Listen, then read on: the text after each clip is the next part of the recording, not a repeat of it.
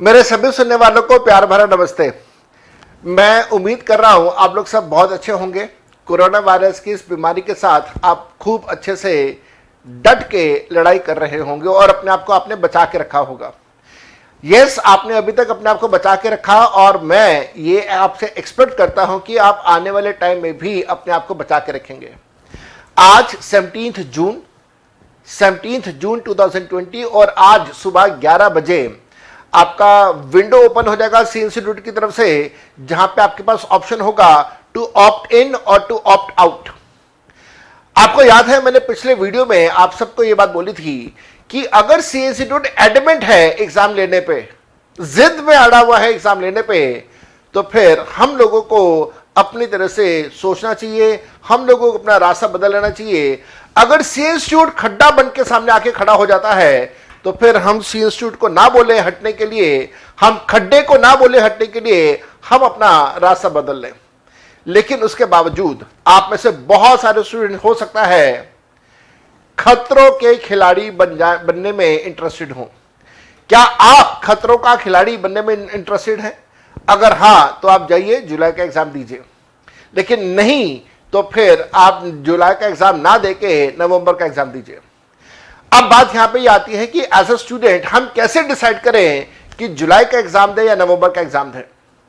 आप लोगों ने बहुत सारे वीडियोस 15 तारीख को 16 तारीख को देखे हैं।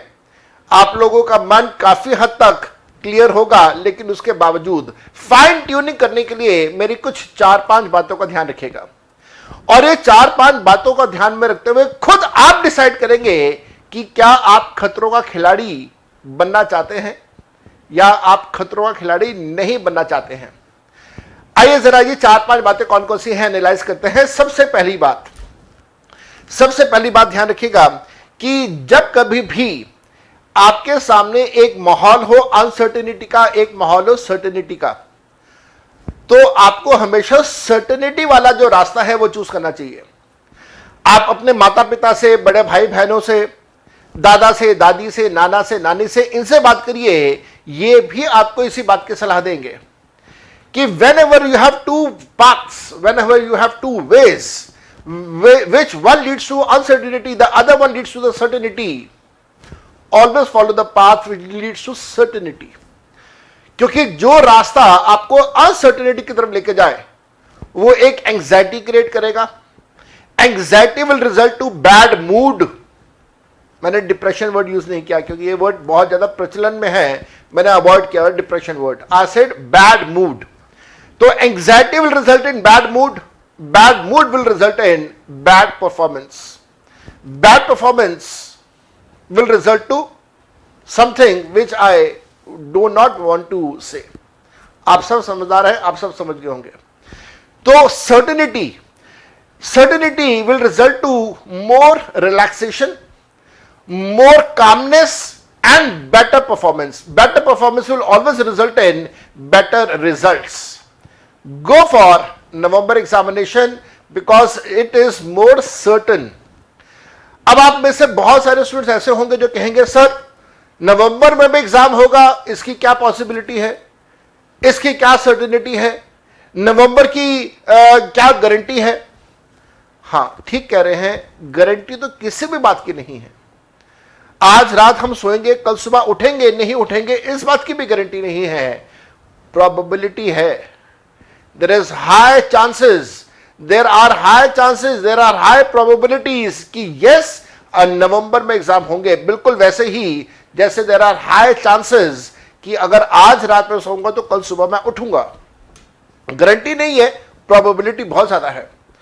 सो the second factor to keep in mind is your probability. First is your certainty, and certainty को मैंने relate किया probability के साथ, और उसके बाद दूसरा फैक्टर is your finances. क्या आप फाइनेंशियली, आप और आपके परिवार वाले फाइनेंशियली बहुत साउंड है? If answer is yes, go for July examination. If the answer is no, then wait करो नवंबर एग्जामिनेशन के लिए। Now why I'm saying financially? Why I'm bringing the financial aspect to it? There is a reason to it. मैं दिल्ली की बात करता हूं। दिल्ली के अंदर बहुत सारे प्राइवेट अस्पताल हैं। प्राइवेट अस्पताल के अंदर सिर्फ प्राइवेट अस्पताल में एडमिट करने के लिए कोई भी एक अस्पताल 5 लाख से 10 लाख में मांग रहा है। यह सिर्फ एडमिट करने के लिए है, और इसके बाद जो खर्चा आपका होगा रेगुलर बेसिस पे मेडिसिन के ऊपर और बाकी सब चीजों पे, वो एक अलग फैक्टर है। तो क्या आप इतना पैसा अफोर्ड कर सकते हैं?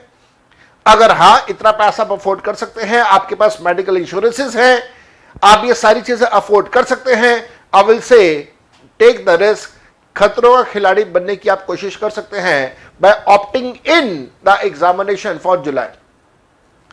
सो 2 फैक्टर्स, अगर आप अनसर्टेनिटी के रास्ते पर चलना चाहते हैं, गो फॉर जुलाई।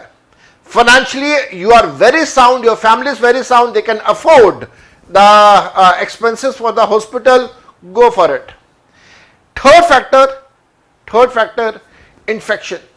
Infection ये बहुत ज़्यादा लीथल है। आपको पता होगा कल परसों के अंदर चाइना का जो कैपिटल सिटी है बेजिंग के अंदर दोबारा से ये वायरस आया और वहां पे फिर से लोगों को इन्फेक्शन स्टार्ट हुआ। दैट मीन्स इसका रिकरेंस होने की प्रोबेबिलिटी बहुत ज्यादा है। न्यूजीलैंड ने कुछ दिन पहले अनाउंस किया that we are corona virus free, लेकिन केसेस दोबारा से है वहां पे। So we should not take this virus very lightly, this is a serious concern across the world. Doctors जो पेशेंट्स का इलाज कर रहे थे उनको कोरोना वायरस हुआ, and mind you they were in proper PPE kit, जहां पे उन्होंने अपने आप को ऊपर से लेके नीचे तक सब कुछ अच्छे से ढका हुआ था, आंखें भी उन्होंने ढकी हुई थी। एंड माइंड यू, मेरी कुछ लोगों से बात हुई, एक पीपीई किट पहनने में लगभग आधे घंटे का टाइम लगता है। 3 लेयर्स हैं, they have to wrap themselves with 3 layers of the plastic sheets of PPE kit. It takes around half an hour to wear and then to remove that PPE kit. Despite of these all precautions, doctors got infected. और हमें ये सब तो ये लगता है, मेरे को भी शायद, कि हम लोग एक छोटा सा मास्क पहन ले कपड़े का, 4-5 बार 10 बार अपने हाथ सैनिटाइज कर ले और हम लोग कोरोना वायरस से बच जाएंगे। We are in a false frame of mind. अपने आप के साथ इतने बड़े रिस्क मत लीजिए, खतरों का खिलाड़ी बनने की कोई जरूरत नहीं है, लेकिन हां स्टिल आप खतरों का खिलाड़ी बनना चाहते हैं, गो विद इट। एक और फैक्टर का ध्यान रखिएगा, आप सभी स्टूडेंट्स जिनका भी एग्जाम जुलाई में है, नवंबर में है, आप सभी स्टूडेंट्स का जो एज ग्रुप है दैट इज बिटवीन 19 एंड 23-24, 19 से 23 साल का आपका एज ग्रुप है, अभी बहुत बहुत यंग हो, अभी आपके पास बहुत टाइम है अपनी लाइफ के लिए। एंड माइंड यू, अगर आपको लगे नहीं साहब मैं तो लाइफ में पीछे हो जाऊंगा, तो माइंड यू पूरे वर्ल्ड के अंदर कोरोना वायरस की सिचुएशंस हैं।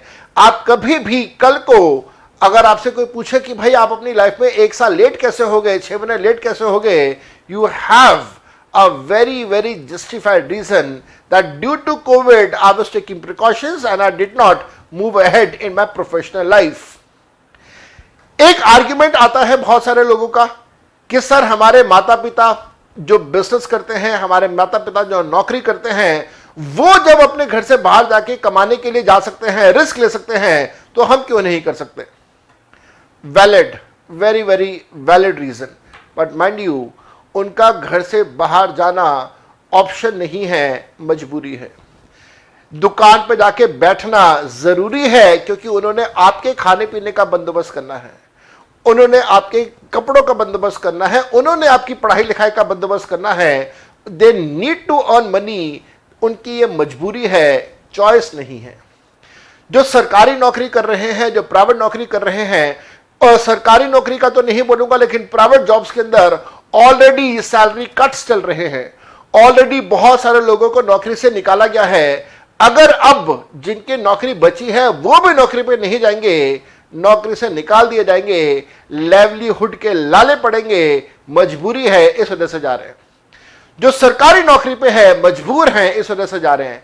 मेरी वाइफ गवर्नमेंट जॉब में है। अब मैंने हमेशा आपको कहा, सबको कहा, बताया आपको, my wife is a teacher in a government school. Being a teacher, they are called on almost daily basis for the duties of the COVID-19. आपको पता होना चाहिए दिल्ली के अंदर फ्री राशन डिस्ट्रीब्यूशन का काम है।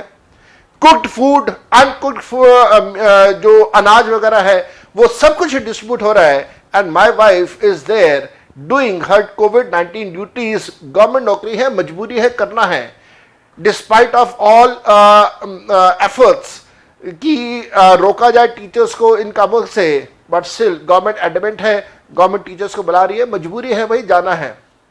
लेकिन आपके साथ ऐसी कोई मजबूरी नहीं है, आपके साथ ऐसी कोई मजबूरी नहीं है। Stay home, stay safe, and mind you, जितने ज्यादा लोग बाहर जाएंगे उतना ज्यादा इंफेक्शन है, उतना ज्यादा इंफेक्शन है, उतनी ज्यादा बड़ी चेन बनती जाएगी। We need to cut on that chain, we need to sit at our home, we need to prepare for our November examination.